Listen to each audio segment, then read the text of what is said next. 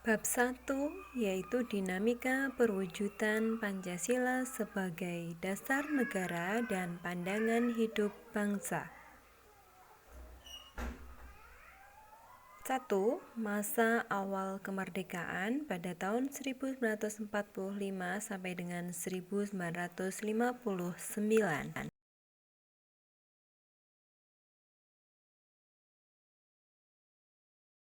Pada awal kemerdekaan ada pemberontakan Partai Komunis Indonesia atau PKI di Madiun pada tanggal 18 September 1948. Pemberontakan itu dipimpin oleh Musso. Tujuan utama adalah mendirikan negara Soviet Indonesia yang berideologi komunis. Pemberontakan ini akhirnya bisa digagalkan. Selanjutnya adalah pemberontakan Darul Islam atau Tentara Islam Indonesia (DITII). Dipimpin oleh Sekar Maji Marijan Kartosuwiryo. Pemberontakan ini ditandai dengan didirikannya Negara Islam Indonesia atau NII pada tanggal 7 Agustus 1949. Tujuannya adalah untuk mengganti Pancasila sebagai dasar negara dengan syariat Islam. Walaupun gerakan ini sesungguhnya bertentangan dengan Islam yang sebenarnya karena mereka melakukan penganiayaan, perusakan, serta perampasan harta benda milik penduduk. Kartosuwiryo dan pengikutnya akhirnya ditangkap pada tanggal 4 Juni 1962. 2. Masa Orde Lama tahun 1959 sampai 1966. Periode ini dikenal sebagai periode demokrasi terpimpin. Demokrasi terpimpin merupakan sebuah sistem demokrasi yang seluruh keputusan dan pemikiran dalam pemerintahan negara berpusat pada pemimpin negara. Pemimpin negara saat itu adalah Presiden Soekarno. Pada periode ini terjadi pemberontakan PKI pada tanggal 30 September 1965 yang dipimpin oleh Aidit. Pemberontakan ini pun bisa digagalkan. 3. Masa Orde Baru.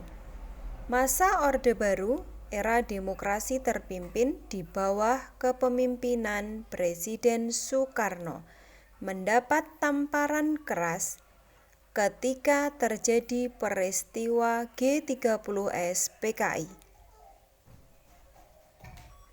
Pemberontakan PKI tersebut membawa akibat yang fatal bagi partai itu, yaitu tersisihkannya partai tersebut dari arena perpolitikan Indonesia. Dan akhirnya jabatan Presiden Soekarno berakhir pada tahun 1967.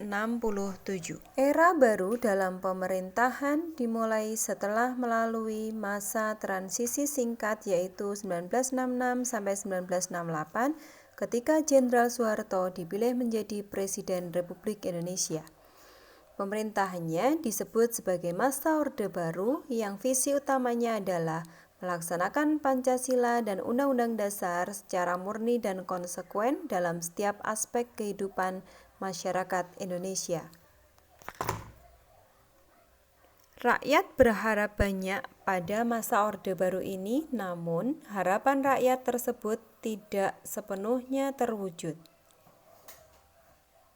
Dalam masa ini, kekuasaan presiden merupakan pusat dari seluruh proses politik di Indonesia. Pelaksanaan demokrasi Pancasila masih jauh dari harapan. Pelaksanaan nilai-nilai Pancasila secara murni dan konsekuen hanya dijadikan alat politik penguasa belaka. Keempat, masa reformasi. Pada masa reformasi, penerapan Pancasila sebagai dasar negara pandangan hidup bangsa terus menghadapi tantangan. Kebebasan mewarnai kehidupan masyarakat Indonesia. Kebebasan yang dimaksud adalah seperti kebebasan berbicara, berorganisasi, berekspresi, dan lain sebagainya. Sisi positif dari kebebasan tersebut adalah dapat memacu kreativitas masyarakat.